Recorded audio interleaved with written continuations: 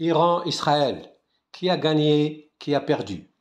L'Iran n'a jamais été aussi admiré par les uns et craint par les autres que depuis qu'il a abandonné le registre de la parole pour celui des actes.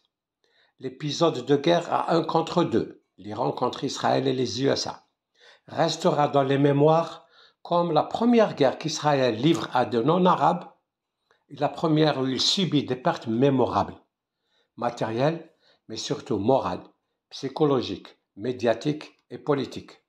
Car si l'Iran n'a pas gagné, il a atteint Israël dans ses ressorts psychiques, dans l'idée qu'il se fait de lui-même depuis 1947, dans son orgueil incommensurable. Il a brisé le mythe fondateur d'un État démocratique, développé et militairement imbattable, sur lequel le sionisme prospérait.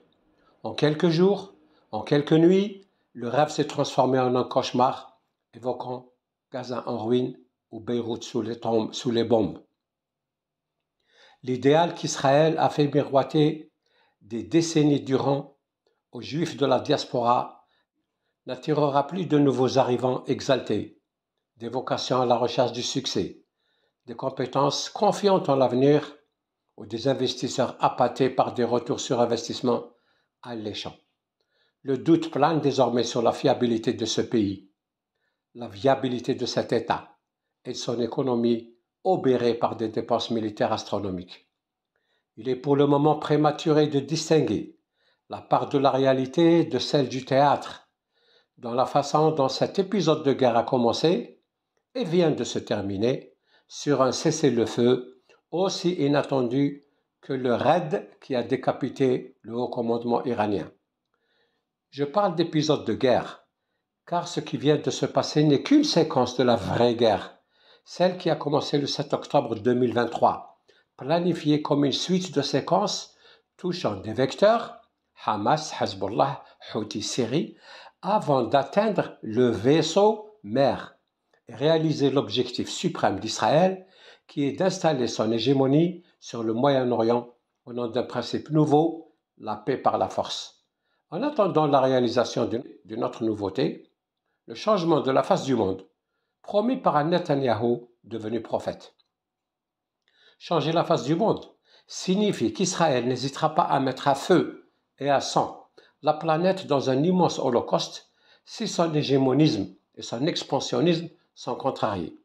Cela, l'opinion internationale l'a compris et n'accepte plus de mourir ou de payer pour un Israël agresseur, génocidaire, arrogant et suprématiste.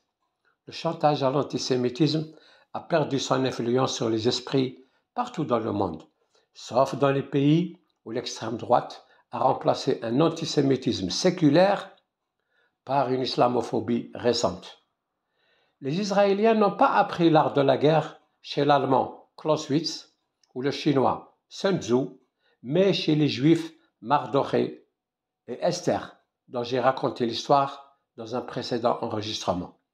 Ils y ont appris l'art de la guerre préventive, entre guillemets, c'est-à-dire frapper pour ne pas être frappé sur la base d'un simple soupçon, d'une rumeur ou d'une accusation infondée. Ils ont aussi appris la légende de Masada, qui signifie suicide collectif patriotique, chez l'historien juif Flavius Joseph, auteur du livre La guerre des Juifs, remontant au 1er siècle de l'ère chrétienne. Ils y voient une source d'inspiration nationaliste, leur faisant accepter l'idée d'un suicide collectif s'ils échouent à tuer leurs ennemis.